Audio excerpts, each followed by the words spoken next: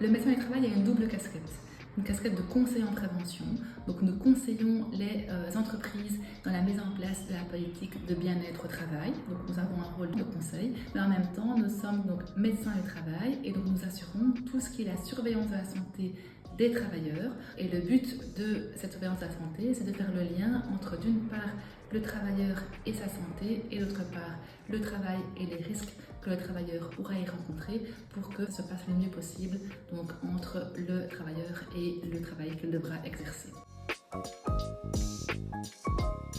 Dans notre partie conseil en prévention, nous conseillons aux entreprises, et donc l'employeur suit ou pas ce que nous recommandons, donc ça c'est assez facile. Pour le volet, la casquette donc médecin du travail, eh bien c'est vrai que parfois nous sommes un peu entre les deux, entre le travailleur et l'entreprise que nous connaissons, et donc c'est un peu un travail d'équilibriste, mais le but est toujours d'être le plus neutre et le plus objectif possible par rapport à la situation du travailleur.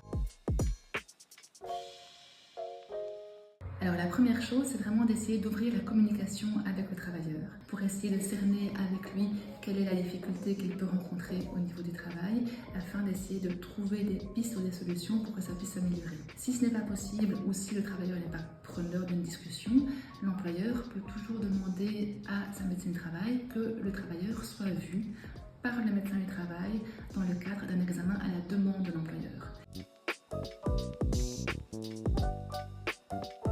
Alors, il est très important qu'il y ait une politique qui soit bien mise en place au niveau du droit à la déconnexion. Ça, c'est vraiment quelque chose qui est important.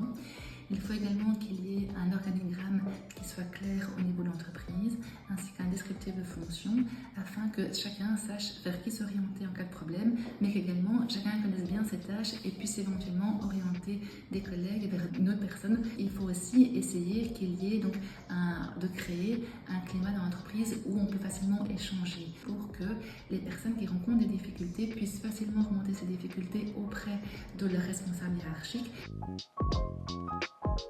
Donc il faut essayer de créer dans l'entreprise un climat de confiance. D'autre part, il y a donc la politique de réintégration qui doit être mise en place par les entreprises, qui consiste à essayer de prévoir des aménagements qui pourraient être mis en place lorsqu'une personne va revenir au travail. Et donc prévoir ce qui pourrait être mis en place pour aménager éventuellement les postes de travail.